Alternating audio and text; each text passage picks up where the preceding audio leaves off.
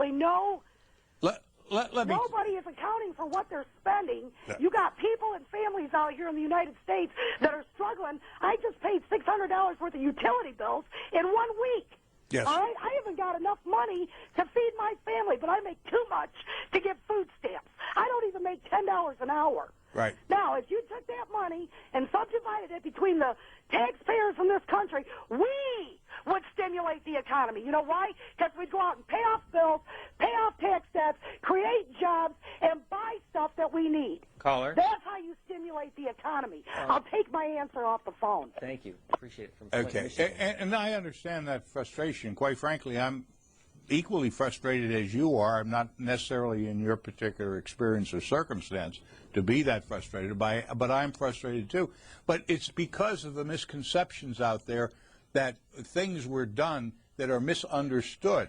We did not give the $700 billion for the purpose of lending money. That was never in the program. It was misconstrued initially and put together with the suggestion by the Secretary of Treasury that we would be buying what we called dirty assets, defective mortgages and securities that were held in these banks, that the government would find a way to create a market, buy them in, take them off the balance sheets of the banks so that the banks could continue to function normally. Did you support that?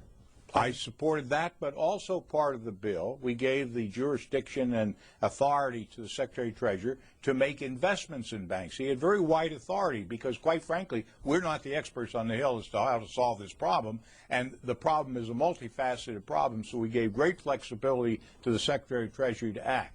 So what would you say, though, then, to somebody who says Paul Kanjorski is supporting Wall Street but not Main Street with this latest $825 billion package now moving through the House? They are right to this extent. Why did we do that? We did that because the Secretary... Look, I was there when the Secretary and the Chairman of the Federal Reserve came those days and talked with members of Congress about what was going on. It was about September 15th. Here's the facts, and we don't even talk about these things. On Thursday at about 11 o'clock in the morning, the Federal Reserve noticed a tremendous drawdown of money market accounts in the United States to the tune of $550 billion was being drawn out in a matter of an hour or two. The Treasury opened up its window to help. They pumped $105 billion in the system and quickly realized that they could not stem the tide. We were having an electronic run on the banks. They decided to close the operation, close down the money accounts, and announce a guarantee of $250,000 per account so there wouldn't be further panic out there. And that's what actually happened. If they had not done that, their estimation was that by 2 o'clock that afternoon, $5.5 trillion would have been drawn out of the money market system of the United States, would have collapsed the entire economy of the United States, and within 24 hours the world economy would have collapsed. Now, we talked at that time about what would happen if that happened. It would have been the end of our economic system and our political system as we know it. And that's why, when they made the point, we've got to act and do things quickly, we did. Now, Secretary Paulson said, let's buy out the subprime mortgages. That's what he came to Congress. But he said, give us latitude and large authority to do many things as we decide necessary, and give us $700 billion to do that. Shortly after we enacted our bill with those very broad powers, the UK came out and said, no, we don't have enough money to buy toxic assets. Instead, we're going to put our money into banks so that their equity grows and they're not bankrupt.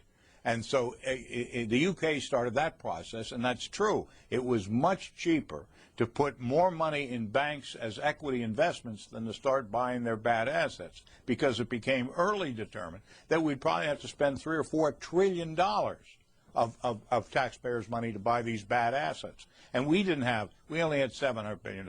So Paulson made a complete switch, went in and started putting money in buying securities and reinvesting in the banks in the United States. Why? Because if you don't have a banking system, you don't have an economy.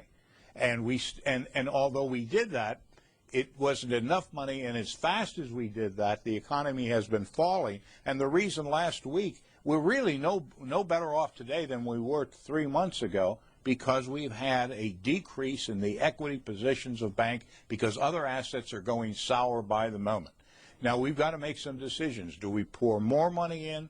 To what extent that money goes in? I myself think we ought to take the time, analyze where we are, have the people understand. When you listen to a lady that just got off the telephone, she is near panic, and she doesn't think her government's acting properly or acting in her behalf. I think it's important that we start informing that lady as to what really were the facts, what happened, and get input from her.